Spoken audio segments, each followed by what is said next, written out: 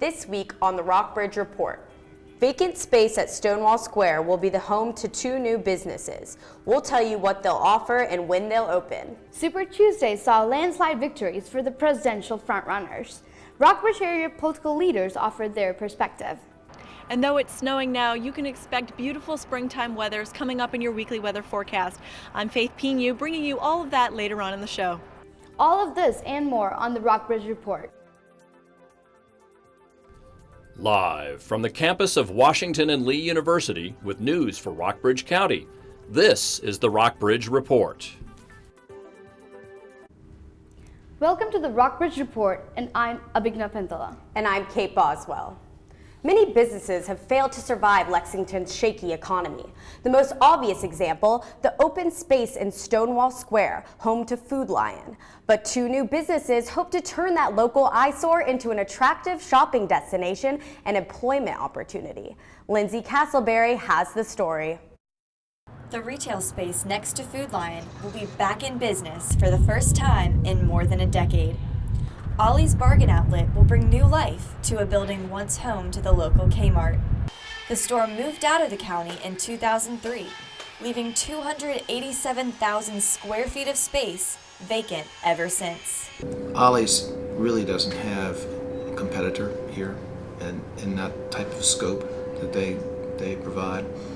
We are looking at Ollie's as a revenue enhancer and a traffic builder for our shopping center. Barger said it's been difficult attracting businesses large enough to fill the space. Ollie's will occupy just 30,000 square feet, while the massive space nearer to Food Lion is being saved for future use. Construction to break up the building into smaller segments is expected to reach $1 million. Ollie's will create an initial 45 to 55 new jobs. The employment for the Rockbridge County is something that we're very much concerned about, and if this can help in that respect, we think that's going to be a very healthy byproduct. Ollie's, which sells books, floor covering, domestic housewares and hardware, and branded merchandise, is set to open in June. Another store, Label Shopper, which sells discounted brand clothing, is opening in a smaller retail space on the other side of the center next month. Employees at nearby shops say they're excited to welcome new neighbors. I think anywhere that you can concentrate your commercial businesses, all the businesses in the area benefit just from the increased traffic and exposure. Label Shopper is expected to create 20 to 30 new jobs and bring in $500,000 to $600,000 in annual sales. It just may spark the beginning of a revival for Stonewall Square Shopping Center. For the Rockbridge Report, I'm Lindsay Castleberry. Buena Vista is home to hundreds of small businesses. The city's director of economic development says that many of them are run out of homes, but the city is encouraging businesses to open storefront locations. BV recently started a grant program that finances improvements of businesses. Storefronts. Brick and mortar businesses can increase foot traffic downtown and allow businesses to market themselves. Still, as you'll find in Abigail Thornton's story on the rockbridgereport.edu, many of BV's small businesses like the convenience and affordability of working from home. 13 states held primaries this week, including Virginia. Hillary Clinton won in Buena Vista, Lexington, and Rockbridge County. Donald Trump won in Buena Vista and Rockbridge County. And Marco Rubio won in Lexington. Caroline Boris has the local party's reactions. Super Tuesday this week was the biggest polling day of the primary season. Jan Yao, the general registrar in Lexington, says it was one of the highest voter turnouts she's ever seen in a primary. Statistically, in primaries before this, we had 2 to 7% show up. Yesterday we had 29%. Buena Vista, Lexington, and Rockbridge County had almost 22,000 registered voters combined at the time of the election. About 32% of these voters participated in the primary. Overall, very excited. It was an epic, historic turnout. I mean, the levels were 60% over the previous record that was set in the year 2000 when it was a primary between George W. Bush and John McCain. They had about 650,000 people who turned out in that primary. This particular primary, we had almost 1.1 million voters across Virginia, just in the Republican primary alone. The increased voter turnout can be attributed to the personality of Donald Trump, which brought voters for him and those against him. But on the Democrat side, another anti-establishment candidate, Bernie Sanders, also brought voters. I think he's been good for the party. You know, he's brought up a lot of important issues, especially regarding income inequality and, you know, the excessive power of banks and corporations. And I think it's good that he's kind of forced Hillary to deal with some of these issues and be a little more forthright. Trump's personality definitely has brought a lot of people to the polls, but I think the main factor is people are actually, there's a hunger for change out there. People are very angry with Washington, D.C. They want to see a change in the direction of the country. They have found a voice in Donald Trump. The primary turnout across the state indicates that this could be the biggest election America has ever seen. I think we're going to see something that rivals 2008 or maybe even exceeds that, which at that particular time was one of the highest turnout elections that we've ever had in Virginia history. With the Rockbridge Report, I'm Caroline Boris. This week, candidates other than the frontrunners have hit the campaign trail. They are hoping to gain momentum heading into the Florida primary match March 15th. CNN's Diane Gallagher has the story. What a Super Tuesday! As super as Tuesday was, it didn't really decide anything, at least not yet. Do you feel like the presumptive nominee at this point? I feel awfully good. Frontrunners Donald Trump and Hillary Clinton won the most states, but delegates are what really matter now. The Republicans need 1,237 to get the nomination. Trump leads with over 300, followed by Cruz with a little more than 200. The Texas senator got a big boost from his 3 Super Tuesday victories, including his delegate-rich home state, which is why he's now urging the other Republicans to get out. For the candidates who have not yet won a state, who have not racked up significant delegates, I ask you to prayerfully consider our coming together. And while Marco Rubio did finally win a state last night, he sits in third with delegates. The pundits say we're underdogs. I'll accept that. We've all been underdogs. On the Democratic side, Hillary Clinton remains on top, leading Bernie Sanders by roughly 200 pledged delegates. But Sanders says he still sees a path to victory. Well, guess what? She's not so inevitable today. Perhaps the most interesting numbers to come out of Super Tuesday? Voter turnout on the Republican side was up in every single state, and all except Sanders' home state of Vermont set records for participation, suggesting that while Sanders talks about leading a revolution, Trump may be the one actually doing it. In Washington, I'm Diane Gallagher. One candidate appears to be moving closer to dropping out of the race. Ben Carson released a statement saying that he doesn't see a political path forward, and he will not be attending tonight's GOP debate. Mitt Romney criticized Republican President hopeful Donald Trump today while speaking at the University of Utah. The 2012 Republican nominee said Trump is a fraud and called for him to release his back tax forms to the public. If I'm right, you'll have all the proof you need to know that Donald Trump is indeed a phony. Attacking me, as he surely will, won't prove him any less of a phony. It's entirely in his hands to prove me wrong. Romney did not endorse a Republican candidate during his speech. Trump responded to the criticism by calling Romney a failed candidate. Up next on the Rockbridge Report. The Rockbridge County SPCA's kill rates are twice as high as the statewide average. Members of the organization explain why. And later, a man charged with kidnapping and murder of 2 Virginia college students has been sentenced for life.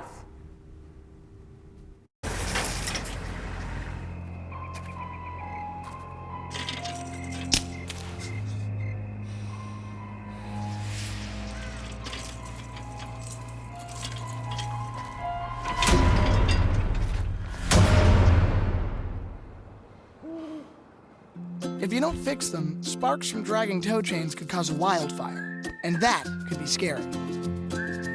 Smokey. Only you can prevent wildfires.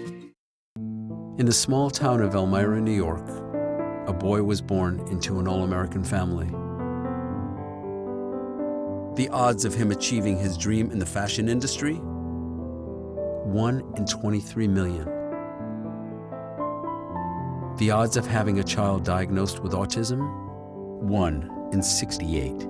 I am Tommy Hilfiger, and my family is affected by autism. Learn more at autismspeaks.org/signs.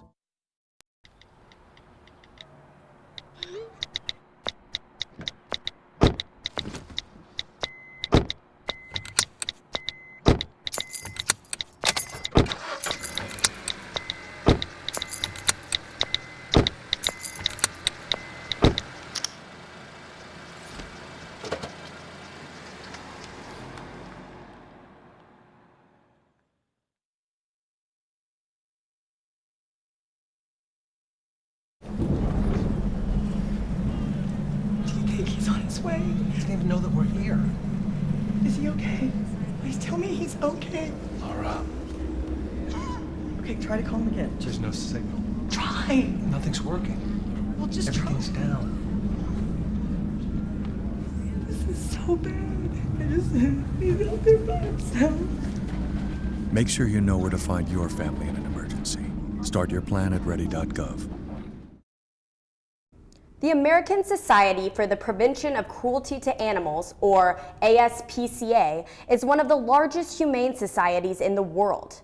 But in recent months, the Rockbridge County branch of this well-known organization has come under fire from some local critics concerned about the nonprofit's animal euthanasia rates. John Tompkins has the story.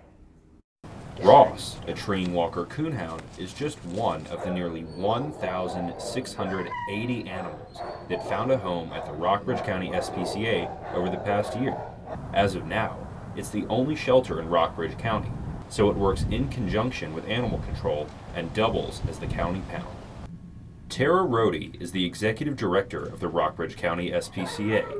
She said that because of this coordination, her facility, unlike other SPCAs that operate separately from animal control, is legally obligated to euthanize some of its animals. Since we do take every animal in, we can't turn any animal away, and we're under contract with the localities, we do have to euthanize because we could have court order cases, we have bite cases, we do have animals that come to us that are sick or very aggressive that would not be adoptable. Places that are no-kill shelters, they can turn animals away like that. But some locals, including Lexington resident Joanne Abel, have been critical of the SPCA's euthanasia rates, claiming that they are too high and that the organization could do more to prevent euthanasia.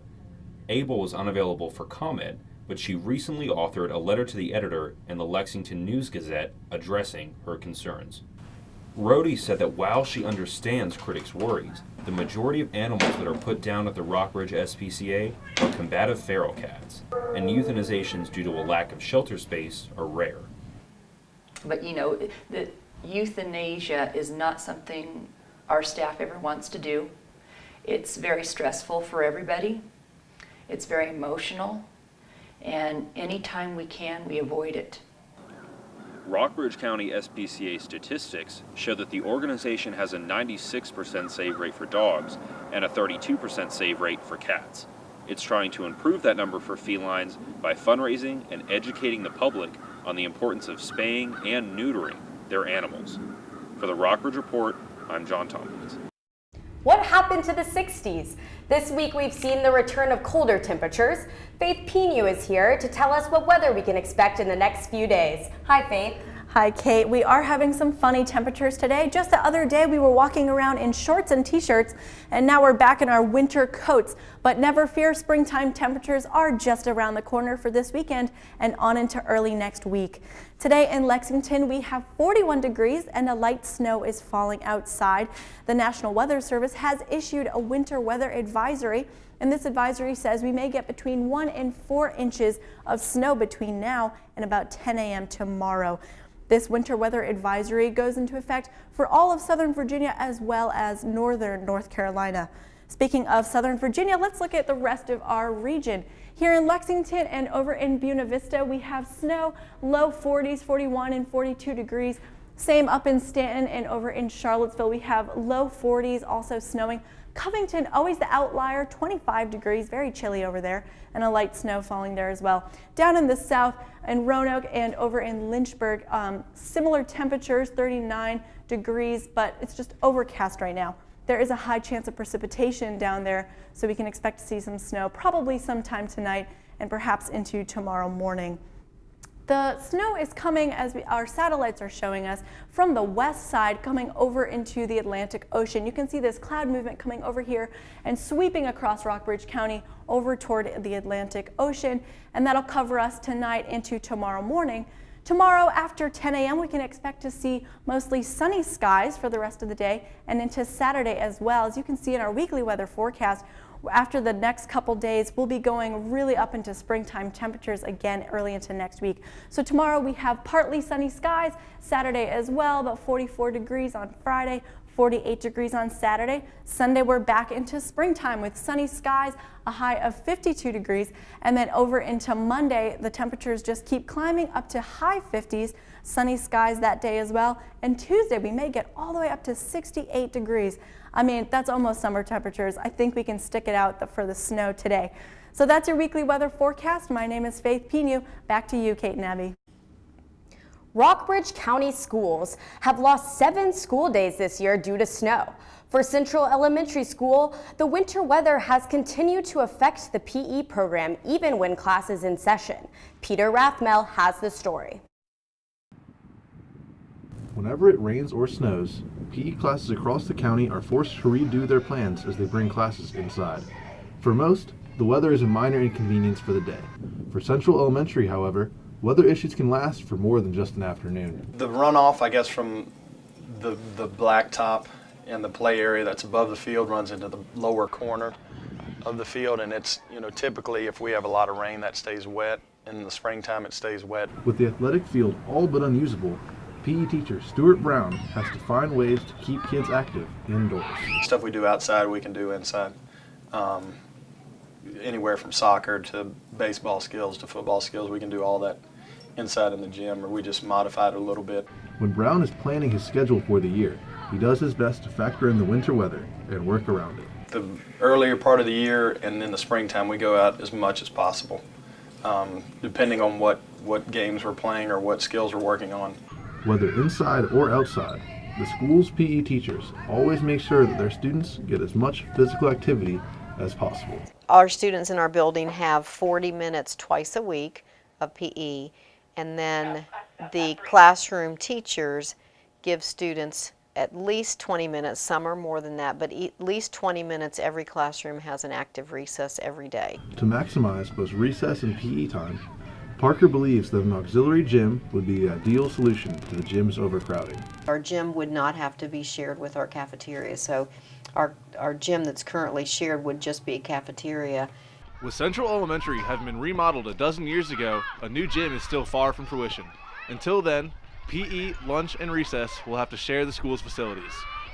I'm Peter Rathmel with the Rockbridge Report. Coming up, third-year housing at W&L will clog sewage pipes at Jordan's Point, unless something is done. Find out how Lexington plans to avoid the problem. And later, a W&L house has been vandalized with homophobic messages. Find out how much damage there is and how people are responding. Hi, may I please have an application? Thank you.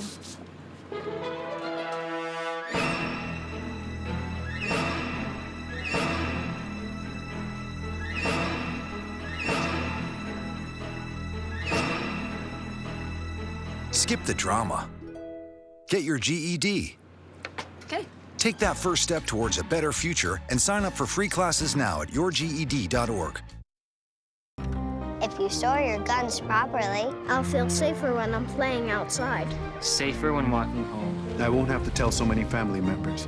I'm sorry. I won't hear as many scary stories. And I won't have to tell my kids. This isn't a drill. Please. Please, do it for us. Your family, friends, and neighbors are all counting on you. Never let your gun get into the wrong hands. Remember, always, lock it up. Visit ncpc.org. No more pen pencils, no more books. No more teachers, dirty looks. School's out for summer. What this place needed was better graduation rates. So we worked with schools like Henry Ford High, and now they're up 18%. To help us do more good this year, go to unitedway.org, because great things happen when we live united. If you want to be a parent, it doesn't matter how you play, what you wear, how you dance, or even what direction life takes you. You just need to be there. You don't have to be perfect to be a perfect parent. Thousands of teens in foster care don't need perfection. They just need you. Former cab driver Jesse Matthew is going to prison for life. Matthew pleaded guilty on the abductions and murders of 2 female college students in Virginia. In court, Matthew showed no emotion and spoke softly. He chose not to speak directly to the families of his victims. He had me express for him in court how terribly sorry he is for everything that's happened here, how much he loves his family and is sorry for everything that they've been put through because of this. Following the hearing, 8 News got our first look at evidence in the case that would have been presented at trial. That the last witness to see Hannah Graham alive saw her with Matthew outside of his car and heard Hannah exclaim, "I'm not getting in that car with you. What is it, stolen?" That Hannah's crop top she was wearing when she disappeared was found with her remains, inside out and unzipped. Her jeans had holes in them, and that Hannah likely died of strangulation or suffocation. And in Morgan Harrington's death, hair from Matthew's dog was found on the T-shirt Morgan was wearing when she vanished. She died of homicidal violence of an unknown origin, with rib and arm fractures as well as a fractured skull. The Rockbridge Area Health Center will use a $1 million grant to renovate its building. The health center will add 4 dental facilities and 4 medical exam rooms. The construction project will nearly double the size of the health center. Construction will begin later this spring.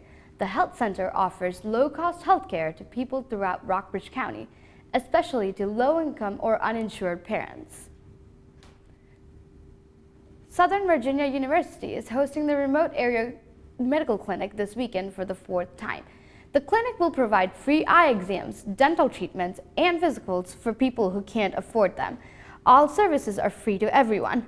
No proof of income is required. The clinic will be in the Night Sports Arena on the SPU campus. Doctors will treat patients on a first-come, first-served basis until the clinic reaches full capacity. The doors are open on 6 a.m. Saturday and Sunday.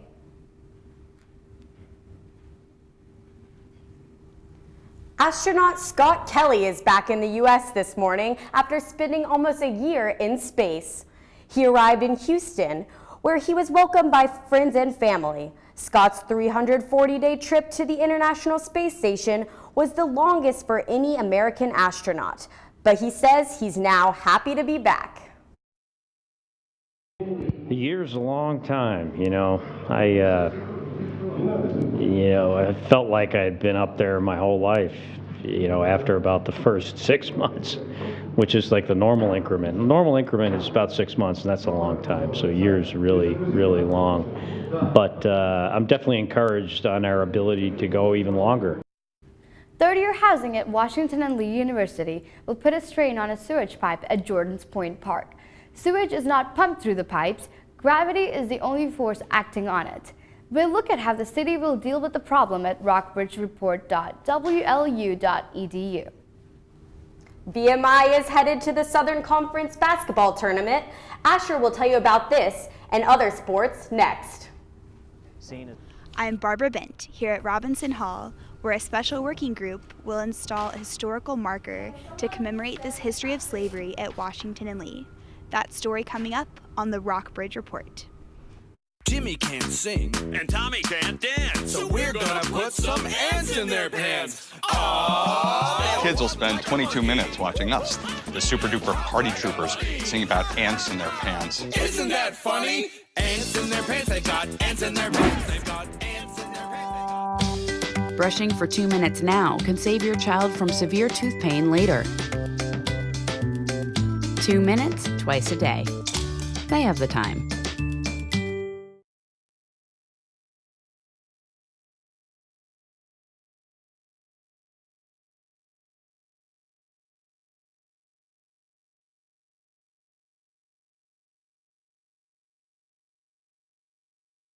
So, I'm kind of new here, but I've noticed a trend.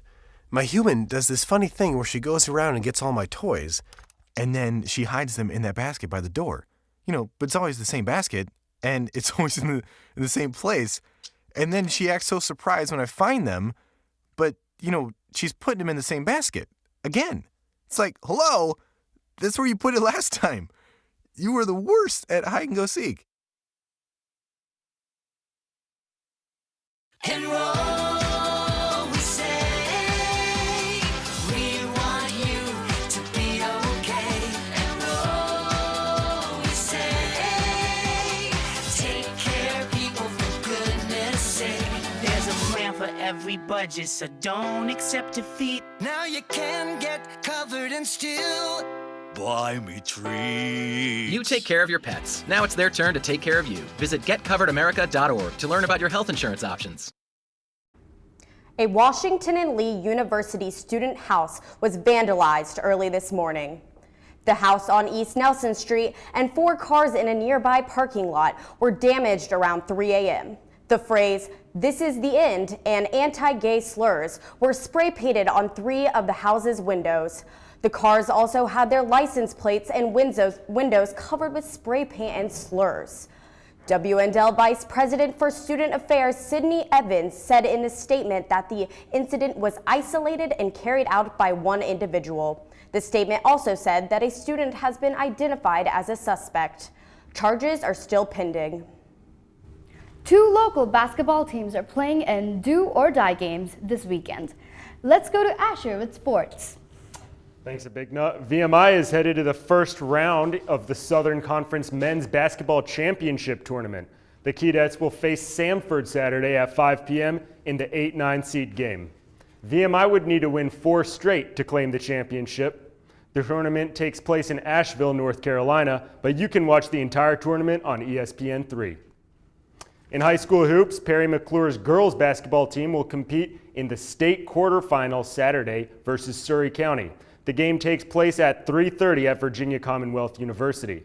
In college baseball, SVU won decisively over Eastern Mennonite 8-2 Wednesday. But WNL and VMI both suffered tough losses this week. The Generals were shut out 8-0 Wednesday against Averett, while the Keydets were down 15-3 against Richmond. VMI will play again Friday. WNL and SVU return to the Diamond Saturday. In college tennis, Washington and Lee shut out Lynchburg Wednesday, 9-0. The women's ranked 10th in the nation defeated DePauw 7-2. SVU's men's tennis also had a decisive win over Hampton-Sydney with an 8-1 win victory Wednesday. But the women fell to Lynchburg 1-8. The teams all return to action this weekend. That's all for sports. Back to you. Thanks for the updates, Asher. WNL is acknowledging its history of slavery with a monument in front of its academic buildings. Barbara Bent has the story. The university has formed a special working group on the history of African Americans at WNL. Doug Harwood, editor of the Rockbridge Advocate, wrote a story 16 years ago on the history of slavery at the school. It was pretty much common knowledge around the schools that John Robinson gave his slaves to the school. It was no secret that WNL had slaves. And over the years, just I guess because of how collective memory works or doesn't work, it just sort of got forgotten about. Jockey John Robinson, who was a member of the Washington College Board of Trustees, set up a distillery where he employed many slaves. When he died in 1826, his will left money, land, and 84 slaves to the college. I think it's an important time because we do know these stories, and we want to incorporate all of the history of our campus sort of very openly. But again, recognizing this is not the only part of our history, and probably not the only part of this particular era of history. But as we began to look at this, we wanted to recognize it, understand that it's difficult, but that's a part of our history we need to explore. Next month, the group will install a historical marker in front of Robinson Hall with documents that show the university's involvement with slavery. I think moments like this really are interesting because they represent a profound shift where we begin to think about monuments and inclusion and a way that we can sort of contest who belongs in these spaces. So if we think of spaces in which Confederate monuments have predominated, there's a much larger question now of including also monuments to slavery to remind us that they were also people here that were not just these Confederate heroes. And so I think it makes a much richer and more complex narrative, which I think is really good. Next month, WNL will host a panel and invite other Virginia universities to continue the conversation of the history of African Americans on their campuses. For the Rockbridge Report, I'm Barbara Bent. Thanks so much. Have a good evening.